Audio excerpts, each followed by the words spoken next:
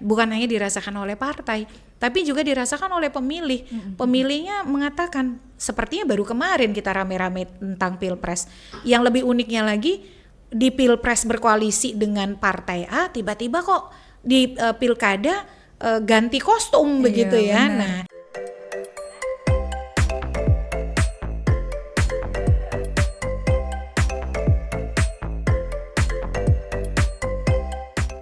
Daily Talks Politik, your daily dose of politics. Halo Sobat Politik, terima kasih sudah bergabung di ruang dengar kita. Senang sekali siang ini sudah hadir bersama kita Ibu Titi Anggraini. Halo Ibu Titi. halo Mbak.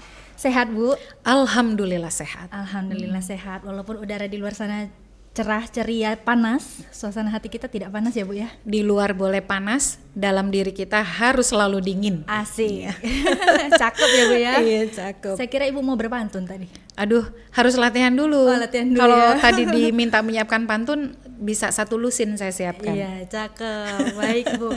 Nah, jadi Sobat Politik semua, Ibu Titi Anggraini ini merupakan anggota Dewan Pembina Perkumpulan untuk Pemilu dan Demokrasi atau Perludem. Betul. Beliau juga sebagai dosen hukum tata negara Universitas Indonesia. Jadi senang sekali, sebenarnya ada banyak lagi ya Bu ya yang udah melekat di diri seorang Ibu Titi Anggraini. Baik, kita akan kupas satu persatu Bu. Sebelum kita tanya-tanya lebih dalam tentang seluruh gelar yang sudah pernah diemban, lalu tugas dan jabatan yang udah pernah dijalani, bahkan banyak prestasi-prestasi gitu ya Bu ya. Kita akan awali dengan satu pertanyaan. Berkaitan dengan putusan MK terakhir nomor 135. Iya. Ya, menarik tuh Bu Titi. Betul. Kira-kira gimana tanggapan Ibu berkaitan dengan putusan MK terakhir ini, Bu? Iya, terlepas dari segala dinamika, kontroversi, dan juga hal-hal yang menyertainya ya. Tapi permohonan tersebut dimohonkan oleh Perludem, Perkumpulan untuk Pemilu dan Demokrasi. Jadi dalam putusan 135 tahun 2024 yang dibacakan 26 Juni 2025, MK mengatakan format pemilu serentak yang konstitusional itu adalah pemilu serentak nasional dan pemilu serentak daerah yang jedanya paling cepat 2 tahun, paling lama 2,5 tahun. Jadi itu dimulai 2029. Pemilu serentak nasional itu memilih DPR, DPD Presiden. 2029 ya berarti. Benar. Nah, 2 sampai 2,5 tahun setelahnya diselenggarakan pemilu serentak daerah yang memilih DPRD dan kepala daerah, DPRD provinsi, DPRD kabupaten kota, gubernur, bupati, wali kota dalam satu hari yang sama. Nah, ini mengubah model keserentakan pemilu yang sudah kita lakukan sejak 2019. Betul. 2019-2024 kan pemilu serentaknya itu 5 kotak.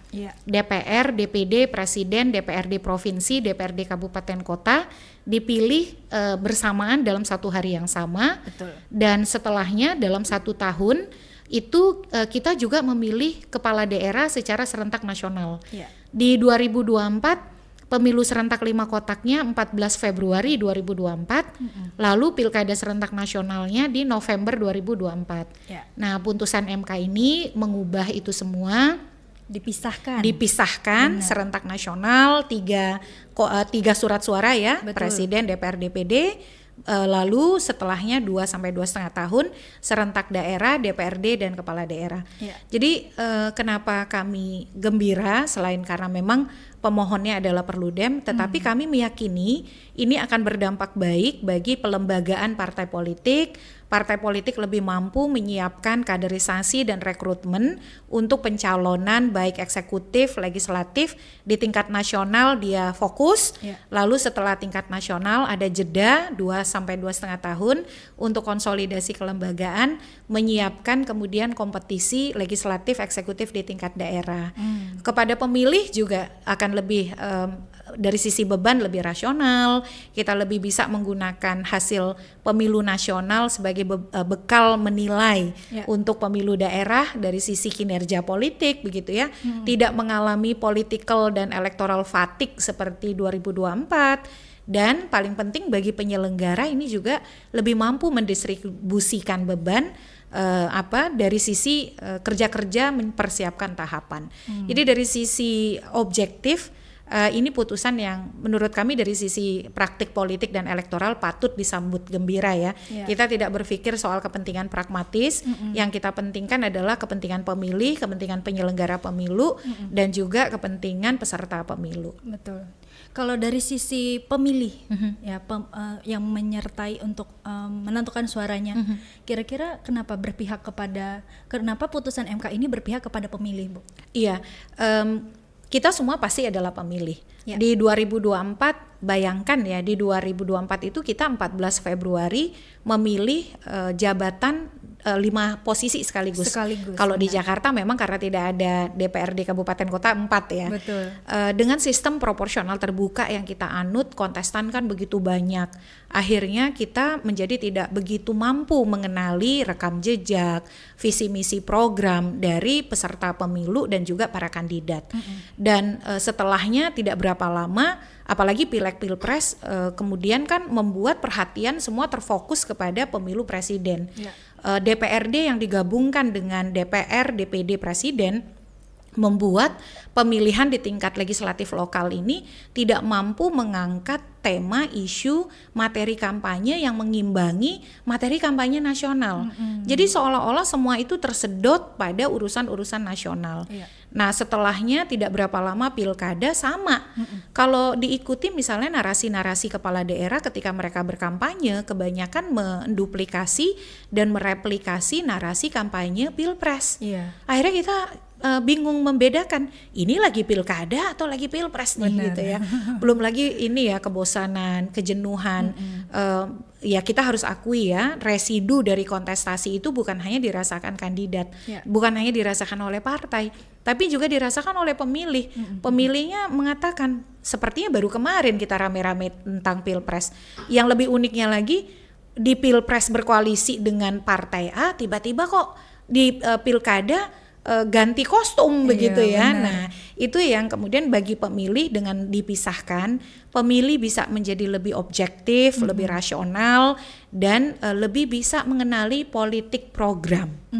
Isu lokal tidak akan tereliminir oleh isu nasional. Betul. Karena kita bukan hanya memikirkan soal rezim pemilunya, tapi juga pemerintahan daerah itu harus kita pikirkan. Bagaimana pembangunan daerah itu mendapatkan perhatian yang sepadan dari para pemilih, sehingga ketika kita melakukan pemilihan di tingkat daerah, kita bisa memastikan DPRD-nya adalah sosok yang pantas. Betul. Yang memang ditopang oleh visi misi program yang kuat dari sisi partai, dan juga kepala daerahnya bisa membantu, bisa menjadi bagian dari koherensi pembangunan daerah. Jadi ketika merepresentasikan visi misi lebih jelas gitu ya, Bu ya. Betul. Jadi lebih ke representasi lokal, sehingga tidak bias. Betul. Jadi lebih ke sentralisasi untuk yang presidennya gitu ya, Bu ya. Kita kembali kepada akar reformasi, salah satunya kan adalah otonomi daerah, desentralisasi. Di tengah sistem politik kita yang makin tersentralisasi, kita harus akui loh, sistem politik kita itu sekarang sangat sentralistik. Pencalonan apa-apa harus dengan persetujuan DPP, Dewan Pimpinan Pusat begitu ya. Nah ini kita harus ingatkan kembali semangat reformasi, selain menghapuskan KKN dan juga menghentikan duifungsi ABRI begitu ya, dulu ABRI, yaitu ya juga adalah desentralisasi atau otonomi daerah. Nah dengan pemilu serentak daerah ini, ketika kita memilih DPRD dan kepala daerah secara bersamaan, partai juga akan berpikir maksimal mencalonkan kandidat yang selain bisa mendorong keterpilihan si kandidat atau calon kepala daerah, juga bisa berkontribusi pada perolehan kursi partai. Betul. Nah jadi kan stabilitas kepemimpinan daerah juga diharapkan lebih bisa terjaga. Iya benar-benar tepat sekali. Mengenai ongkos politik gimana, Bu? Nah ini menarik nih pertanyaan, ini juga harus banyak didiskusikan. Betul. Orang itu kadang-kadang suka melihat satu solusi untuk semua masalah. Ya. Jadi ini kan permohonan untuk format pemilu ya, serentak nasional, serentak daerah dengan tujuan tadi rasionalitas pemilih, beban yang lebih terdistribusi bagi penyelenggara, peserta yang bisa lebih fokus dalam melakukan kaderisasi dan rekrutmen. Tetapi kadang-kadang tuh terlalu ekstrim, yang ditanya sia-sia, pasti politik uangnya tetap banyak. Ya kan dia tidak bisa berdiri sendiri. Dia juga harus dilekati oleh pengawasan, penegakan hukum, bekerjanya institusi demokrasi, penyelenggara pemilunya betul-betul independen, profesional. Jadi kita tuh menghadirkan solusi harus all in. Tetapi bagaimana dengan pemisahan pemilu? Nah, pemisahan pemilu ini dia akan dilekati dengan pendekatan rekayasa elektoral lainnya. Contoh, di pemilu presiden kan tidak ada lagi ambang batas pencalonan presiden atau nomination threshold untuk presiden. Insya Allah di 2029 partai politik masing-masing ataupun dia dengan sukarela bergabung bisa mencalonkan kandidatnya sendiri. Nah, artinya kan ada korelasi antara partai dengan pencalonan presiden. Partai yang punya kader terbaik tidak perlu lagi kemudian dipaksa untuk membangun koalisi yang tidak alamiah dengan partai lain hanya demi mendapatkan tiket pencalonan presiden. Ketika misalnya calon presiden betul-betul berangkat dari aspirasi internal partai, kebutuhan partai untuk mencalonkan kader terbaiknya, pasti juga para pengurus dan juga kader-kader partai itu kan akan bergerak secara alamiah. Kemarin itu kalau kita boleh jujur, tidak semua mesin partai mau bergerak di dalam memenangkan kandidat calon presiden karena dianggap tidak sejalan dengan aspirasi konstituen partai. Ya kita sebutlah partai hijau kok calonnya merah, kan tidak ketemu begitu. Akhirnya mesin partai itu bergerak ogah-ogahan. Karena ogah-ogahan akhirnya uang jadi jalan pintas. Semuanya dibayari begitu. Saksi harus dibayar, tidak lagi organik. Nah, ketika pemisahan pemilu lebih sederhana, lalu ambang batas pencalonan presiden juga dihilangkan, nanti kita berharap dia akan diikuti pencalonan kader-kader organik dari masing-masing partai yang juga akan menggerakkan konstituen serta pengurus partai secara alamiah untuk kerja-kerja pemenangan. Kalau kompetisinya berbasis internal, berbasis ideologi, uang kan pasti bisa dieliminir pengaruhnya. Sebagai contoh misalnya, ketika kita ilustrasi ya, walaupun tidak seideal yang dibayangkan, ilustrasi Jakarta kemarin lah ya, ketika ada korelasi kader yang maju, mesin partai kan bergerak. Tapi kalau ketika dia melihat yang dipaksakan adalah elit yang tidak sejalan dengan partai, mesin partai kan juga susah bergerak begitu. Terpaksa ya, betul. Bu ya? Nah, ini yang kita harapkan bahwa ini kan konsep ya. Konsep bisa terwujud atau tidak hanya bergantung pada konsepnya saja.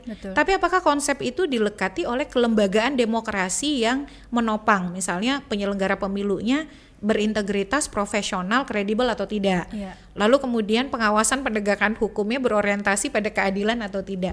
Jadi solusinya harus holistik, harus all in. Tetapi kalau secara konsep pemisahan pemilu menjanjikan kaderisasi dan rekrutmen politik yang lebih sehat, yang lebih aksesibel, lebih inklusif, lebih melembagakan fungsi partai, yang secara desain diharapkan bisa mengeliminir politik uang. Iya, berarti kualitas lebih ditonjolkan ya Bu dengan adanya kehadiran keputusan MK ini ya. Secara konseptual begitu. Tapi kan kadang-kadang kita suka gagal karena itikat baik dan komitmen untuk konsisten kan. Jadi konsistensi untuk mengaplikasikan variabel-variabel yang dibutuhkan dari pemisahan pemilu ini, itu yang kita harapkan dari pembentuk undang-undang. Makanya pembentuk undang-undang itu perlu mengintegrasikan banyak proposal reformasi hukum pemilu agar betul-betul pemilunya memenuhi standar yang dibutuhkan menjadi pemilu yang berintegritas. Oke, bagaimana caranya kita mengatakan kepada publik bahwa pemilu kali ini berintegritas dengan adanya putusan MK ini, Bu? Karena banyak yang belum terliterasi ya, Bu. Betul. Dan masyarakat sepertinya cenderung apatis jadi. Iya, betul. Ya, ini apatis ini kan bisa juga karena memang desain pemilunya itu memaksa mereka untuk apatis. Kalau kita boleh jujur, partai itu kapan sih hadir di tengah masyarakat? Kan partai kita ini sangat powerful ya sekarang. Bahkan bisa ada yang bilang partai kita tuh unstoppable, kalau sudah ada maunya tidak bisa dihentikan. Karena hampir semua cabang kekuasaan dan juga hampir semua posisi-posisi publik, lembaga-lembaga negara independen itu aksesnya lewat partai politik. Minimal apa yang disebut dengan fit proper test oleh partai yang ada di DPR. Benar. Nah, oleh karena itu kita perlu hadirkan partai yang betul-betul mampu menghadirkan sumber rekrutmen dari figur-figur terbaik gitu ya. Nah, yang itu yang pertama. Yang kedua itu saya kira dari sisi rancang bangun ke depan, masyarakat itu kalau pemilunya nasional daerah di tengah tadi ya, partai itu kapan hadir ke masyarakat? Sebenarnya dua situasi saja. Satu, saat dia mau menjadi partai politik peserta pemilu karena butuh dukungan anggota, ya kan? Syarat menjadi partai politik peserta pemilu kan harus punya anggota partai. Betul. Disitulah dia baru kembali ke konstituennya, ke anggotanya, begitu. Yang kedua adalah ketika dia menginginkan suara pemilih di bilik suara. Nah, kalau pemilunya idle atau jeda diam begitu ya 5 tahun seperti ini, aktivitas-aktivitas politik yang bisa memicu daya kritis masyarakat, lalu juga kemauan untuk mengevaluasi kepemimpinan politik itu kan tidak tersedia. Nah, jadi apatisme itu jangan dilihat seolah-olah sebagai produk akhir masyarakat yang tidak mau bersikap atau bertindak, tapi juga bisa dikontribusikan oleh desain politik kita yang memang tidak merangsang warga untuk menjadi warga yang aktif.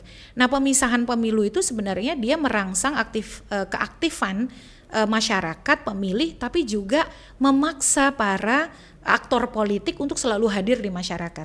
Karena walaupun dia menang misalnya di pemilu nasional, dia juga harus memikirkan agar dia bisa menang di pemilu daerah. Dan bisa mengamankan kemenangan itu kalau dia menjaga kinerja. Nah, sebagai ilustrasi, Bongbong Marcos ya, di tahun ini kan dia mengganti semua menterinya karena kenapa? Karena dia kalah di pemilu sela. Benar. Jadi dia dianggap bahwa kinerja partai pendukung Marcos, Bongbong Marcos itu tidak terlalu berperforma baik. Nah, kita harapannya juga begitu.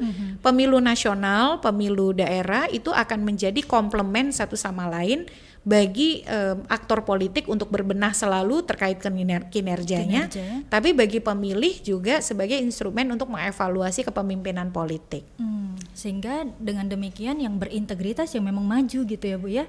Ya, secara desain kita mengupayakan begitu ya. Lagi-lagi yang dibutuhkan banyak hal, termasuk juga ya demokratisasi di internal partai itu menjadi sangat dibutuhkan. Sangat dibutuhkan. Oke, kalau dari sisi Ibu Bu Titi sebagai Perludem, kira-kira apa yang bisa disampaikan kepada sobat politik supaya mereka bisa melek atau terliterasi dengan baik? Literasi politik yang baik sehingga nanti bisa ikut di pilkada ulang ini Bu.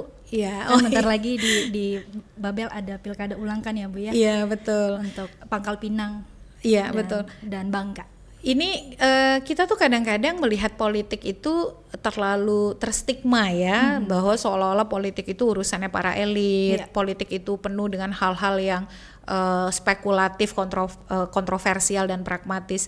Padahal politik itu sangat mendasar ya. Dia merupakan pengambilan keputusan yang menentukan hidup kita dari kita bangun tidur sampai kita tidur lagi.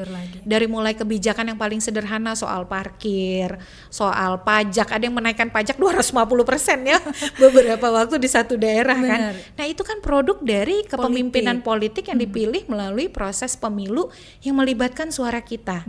Jadi pemilu itu menurut saya sesuatu momen yang sangat penting karena kita bisa menunjukkan keterlibatan langsung, ambil peran langsung di dalam menentukan seseorang layak atau tidak menjadi pemimpin.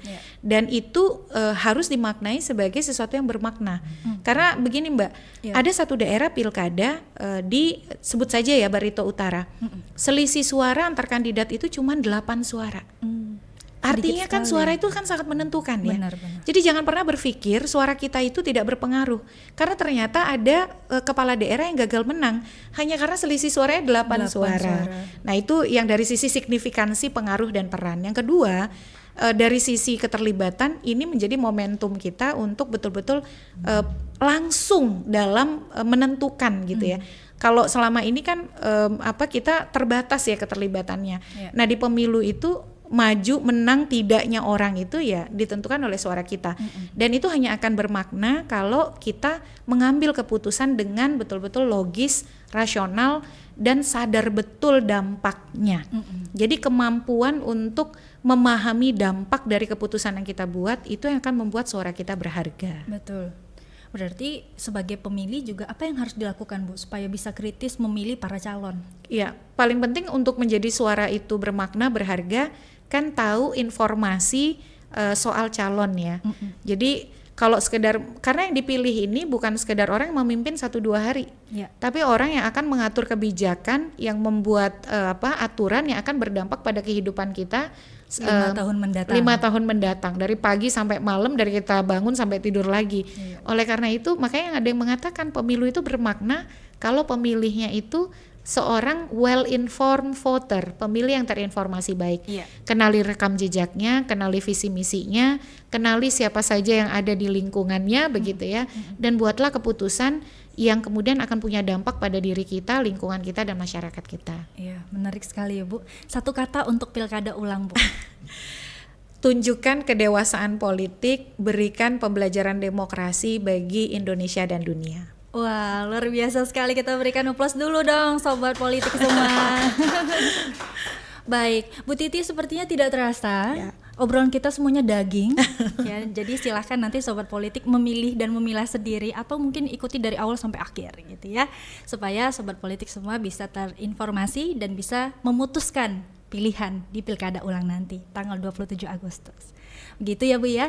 Terima kasih banyak waktunya, Bu Titi. Senang sekali. Terima kasih juga sobat politik yang sudah mendengarkan di ruang dengar kita. Jangan lupa untuk menantikan tayangan-tayangan kita berikutnya yang lebih berisi daging dan lebih terinformasi tentang politik. Saya Arta dan seluruh kru yang bertugas mengucapkan terima kasih. Jangan lupa subscribe. Dadah.